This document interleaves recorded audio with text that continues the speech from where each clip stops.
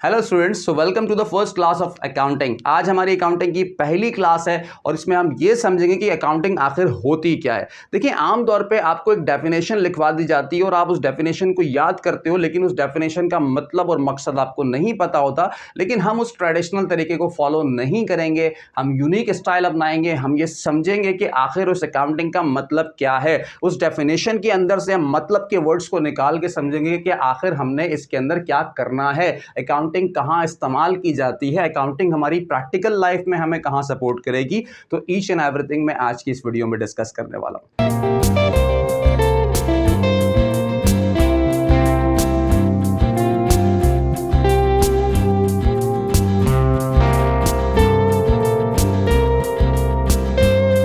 देख सकते हैं कि आपके बोर्ड पर इस वक्त मैंने कुछ चीजें आपके सामने लिखी हैं। सबसे पहले क्या भाई, accounting is an art. Accounting क्या है भाई? एक आर्ट है। इस बात को समझना बहुत जरूरी है। आर्ट का मतलब क्या होता है? जस्ट लाइक सिंगिंग एक आर्ट है, ठीक है। डांसिंग क्या है? एक आर्ट है। ऐसी टीचिंग एक आर्ट है। और इस दुनिया में बहुत सारे लोग आपको आर्टिस्ट मिलेंगे जिनके अंदर वो आर्ट पाया जाता है, और लाजमी सी बात है हर कोई उस आर्ट को परफॉर्म नहीं कर सकता। तो ऐसे ही अकाउंटिंग भी एक आर्ट है और इसे हर कोई परफॉर्म नहीं कर सकता। आप लोग ही आर्टिस्ट बनने वाले हो।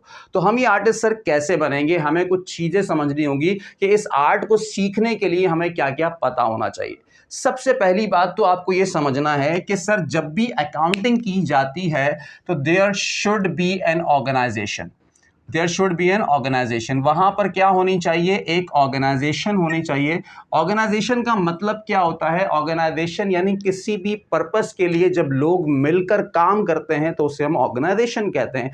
जस्ट लाइक एक शॉप की बात करते हैं तो उस दुकान को चलाने वाले 2, 3, 4 लोग जो उस शॉप को मैनेज कर रहे हैं, उस दुकान को मैनेज कर रहे हैं, तो वो शॉप क्या कहलाती है आपके लिए? ऑर्गेनाइजेशन। ऐसे ही आप लोग मुख्तलिफ ऑफिसेज, फैक्ट्रीज और हॉस्पिटल्स, स्कूल्स, कॉलेजेस, ये डिफरेंट क्या है? आपकी ऑर्गेनाइजेशंस हैं। ऐसे ही ऑर्गेनाइजेशंस के अंदर हमारे पास दो तरह की ऑर्गेनाइजेशंस होती हैं। एक को हम कहते हैं बिजनेस ऑर्गेनाइजेशंस और दूसरी होती है नॉन बिजनेस ऑर्गेनाइजेशन। सीधा सा मतलब है वो ऑर्गेनाइजेशंस जिनका टारगेट प्रॉफिट कमाना होता है, जो प्रॉफिट के मकसद के लिए काम करते हैं, उन्हें हम बिजनेस ऑर्गेनाइजेशंस कहते हैं। और वो ऑर्गेनाइजेशंस जो प्रॉफिट के मकसद के लिए काम नहीं बल्कि लोगों की वेलफेयर के लिए काम कर रही होती है, जस्ट लाइक आपकी एनजीओज, तो उसे हम कहते हैं non profit organisations. First year के कोर्स में आपके पास नॉन प्रॉफिट ऑर्गेनाइजेशन नहीं है, बट सेकेंड ईयर में आने वाला है। फिलहाल हम चूंकि फर्स्ट ईयर की बात कर रहे हैं तो फर्स्ट ईयर में हमारा खास टारगेट रहेगा प्रॉफिट ऑर्गेनाइजेशंस पर। यानी हम वो ऑर्गेनाइजेशंस पढ़ेंगे जिनका मकसद अल्टीमेट प्रॉफिट कमाना है, ठीक है।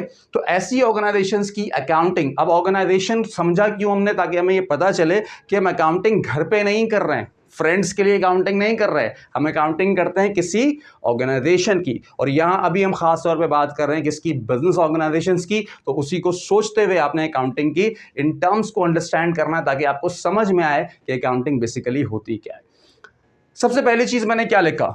अकाउंटिंग आर्ट है। किस चीज का आर्ट है सर? पहली चीज है recording transactions. Recording transactions. What are transactions? Transactions भी कहते हैं, फाइनेंशियल ट्रांजैक्शंस भी कहते हैं, बिजनेस ट्रांजैक्शंस भी कहते हैं। ट्रांजैक्शंस होती क्या है? मैं शॉप की मिसाल देता हूं आपको दोबारा से। दुकान में आपने एक शॉप खोली और उस पर आप क्या करते हो? सर हम डिफरेंट चीजें, सामान खरीद रहे हैं, बेच रहे हैं, ठीक है। ये सामान जो आप खरीद रहे हो, ये खरीदना एक ट्रांजैक्शन है, सामान को बेचना एक ट्रांजैक्शन है। बिजली का बिल आया, बिल पे किया, तो बिजली का बिल पे किया आपने, ये एक क्या है? आपकी ट्रांजैक्शन है। 2, 4, 5 लोग आपने अपने पास रखे हुए, उनको सैलरी पे करते हो, ये भी क्या है? आपकी ट्रांजैक्शन। मतलब जो भी बिजनेस में एक्टिविटी हो रही है, जो भी काम हो रहा है, वो क्या है? आपके लिए ट्रांजैक्शन है। और वो फाइनेंशियल ट्रांजैक्शन कब बनती है? जब उसमें पैसा इन्वॉल्व हो जाता है। यानी किसी भी चीज को फाइनेंशियल टर्म में अगर तुम बता पाओगे, फाइनेंशियली उसकी कोई, जैसे ये मार्कर है, ये मैंने बेचा और ये मार्कर मैंने गिफ्ट दिया, दोनों बातों में फर्क है। यानी मार्कर को मैंने बेचा तो इसमें मेरा मकसद क्या है? एक फाइनेंशियल वैल्यू लगाकर। लेकिन गिफ्ट दे रहा हूं तो उसमें फाइनेंशियल वैल्यू कंसीडर नहीं करूंगा ना, वो तो एक गिफ्ट है। समझ में आ रही है बात? तो वो फाइनेंशियल ट्रांजैक्शन नहीं कहलाएगी। लेकिन जब से बेचूंगा तो कंसिडरेशन क्या है? फाइनेंस, पैसा कंसिडरेशन है। तो ऐसी जगह, ऐसी ट्रांजैक्शंस जहां पर फाइनेंशियल वैल्यू मैटर करती हो, वही ट्रांजैक्शंस हमारे पास यहां पर कंसीडर की जाएंगी। उन्हीं को हम बिजनेस ट्रांजैक्शंस या फिर फाइनेंशियल ट्रांजैक्शंस कहेंगे। काम क्या होता है सर? सबसे पहला काम है अकाउंटिंग का कि जो भी ट्रांजैक्शंस हो रही हैं, जो भी बिजनेस ट्रांजैक्शंस हो रही हैं, जो भी एक्टिविटीज हो रही हैं, उनको हम क्या करें, रिकॉर्ड करें अपने पास। ये एक ऐसा ही है जैसे आप लोग अपने नोट्स बनाते हो, तो आपने नोट्स को अपने पास रिकॉर्ड कर लिया, उसको लिख लिया अपने पास रिटन फॉर्म में, ताकि वो चीजें आपके पास सेव हो जाएं। तो हम क्या कर रहे होते हैं, जो भी ट्रांजैक्शंस हम परफॉर्म कर रहे होते हैं, डे बाय डे जो बिजनेस की एक्टिविटीज हो रही होती हैं, बिजनेस के डे बाय डे ऑपरेशंस हो रहे होते हैं, उन डे बाय डे ऑपरेशंस को हम साथ साथ क्या करते हुए जा रहे होते हैं, रिकॉर्ड करते जा रहे होते हैं, और डेली बेसिस पर हम उसको रिकॉर्ड कर रहे होते हैं। अब ये जो रिकॉर्ड किया जाता है, ये खास तरीका होता है रिकॉर्ड करने का, जिसको हम कहते हैं डबल एंट्री सिस्टम। अभी समझा पढ़ा नहीं रहा डबल एंट्री सिस्टम, बस बता रहा हूं कि डबल एंट्री सिस्टम को फॉलो, तभी तो आर्ट कहते हैं। आर्ट के क्यों कहते हैं, इसीलिए तो आर्ट कहते हैं कि ये एक सिस्टम है, उस सिस्टम में रहते हुए आपने क्या करना है, ट्रांजैक्शंस को रिकॉर्ड करना है। होप सो आपको यहां तक बात समझ में आ गई होगी कि पहला काम सर क्या है, हमें ट्रांजैक्शंस को रिकॉर्ड, रटना नहीं है बेटा, किसी चीज को डेफिनेशन याद नहीं करनी है, बस समझ लो, स्टेप समझ लो कि अकाउंटिंग में ये करना होता है, अकाउंटिंग आपके लिए आसान। उसके बाद जो अगला काम है हमारे पास, that is classification of accounts. Classification of accounts, classification का मतलब क्या होता है, चीजों को अलग अलग करना। मिसाल के तौर पे जैसे ये मेरे पास मार्कर्स हैं, मैं 20 red markers, 20 black markers, 20 blue markers सारे एक जगह करके रख दूं, और मैं आपसे कहूं कि इसको अलग अलग करो अकॉर्डिंग टू कलर्स, तो आप क्या करोगे, ब्लैक को अलग करोगे, रेड को अलग करोगे, ब्लू को अलग करोगे। तो ये कहलाएगी क्लासिफिकेशन एज पर कलर्स, या क्लासिफिकेशन अकॉर्डिंग टू कलर्स। तो हमें यहां क्या करना होता है, हमें क्लासिफाई किसको करना होता है, अकाउंट्स को क्लासिफाई करना होता है। देखो अकाउंट्स क्या होते हैं, अकाउंट बेसिकली एक टाइटल होता है। टाइटल से मुराद क्या है, मैंने पैसे दिए, पैसे को क्या बोलेंगे यहाँ पे, कैश, तो वो जो कैश नाम से लिखा होगा ना, वो मेरे लिए अकाउंट होगा।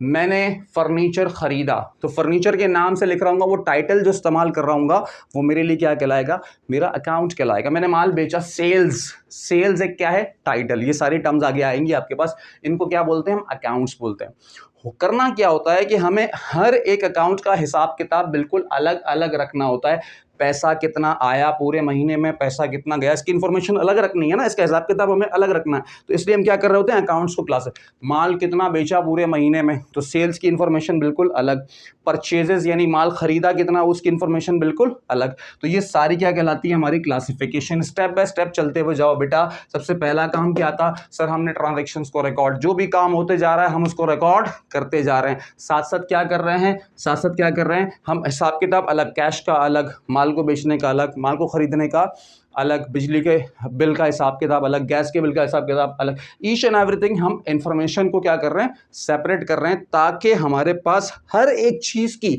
अलग से इंफॉर्मेशन। सही। उसके बाद नेक्स्ट, अब क्या करते हैं, हम सारी चीजों को अल्टीमेट हमें क्या करना होता है, समराइज। समराइज जैसे कैश की मैंने आपको बात की, तो मुझे ये देखना होगा कि भाई पूरे महीने में कितना कैश आया, पूरे महीने में कितना कैश चला गया, तो उसकी इंफॉर्मेशन एक जगह लाना, एक जगह, ठीक है, एक जगह लाकर और उसका फाइनल अमाउंट बताना। जैसे मिसाल के तौर पे 1 लाख रुपए कैश आया, 80,000 रुपए कैश चला गया, ठीक है, अब कितना कैश बचा हुआ आपके पास, 20,000। तो ये जो 20,000 की अमाउंट है ना, ये एक समरी अमाउंट है आपके पास, ठीक है, यानी मैंने ये बताना है कि कितना आया, कितना गया, कितना बचा हुआ। ये क्या किया मैंने, उसको अकाउंट को समराइज कर दिया, ठीक है। ये करेंगे तो इंशाल्लाह आगे आपको और अच्छे से समझ में आएगी बात। उसके बाद हमारा असली जो मकसद है, असल जो मकसद है वो क्या है, providing useful information to the users. Sir accounting क्यों कर रहे हैं, अकाउंटिंग का एक ही मकसद है, बड़ा इंपॉर्टेंट मकसद है, और वो है providing useful information to the users. हमें अपने बिजनेस की, अपने कारोबार की इंफॉर्मेशन, अपनी ऑर्गेनाइजेशन की जो इंफॉर्मेशन है, फाइनेंशियल इंफॉर्मेशन है, उसे प्रोवाइड करना होता है यूजर्स को। सर ये यूजर्स कौन होते हैं, तो यूजर्स आपके पास दो तरह के होते हैं, एक कहलाते हैं इंटरनल यूजर्स और एक कहलाते हैं एक्सटर्नल यूजर्स। इंटरनल यूजर्स वो होते हैं जो ऑर्गेनाइजेशन के अंदर काम कर रहे होते हैं, और एक्सटर्नल यूजर्स वो होते हैं जो आपकी ऑर्गेनाइजेशन का पार्ट नहीं होते, बट फिर भी वो चाहते हैं कि आपकी जो अकाउंटिंग है, जो फाइनेंशियल इंफॉर्मेशन है, वो उनको पता होनी चाहिए।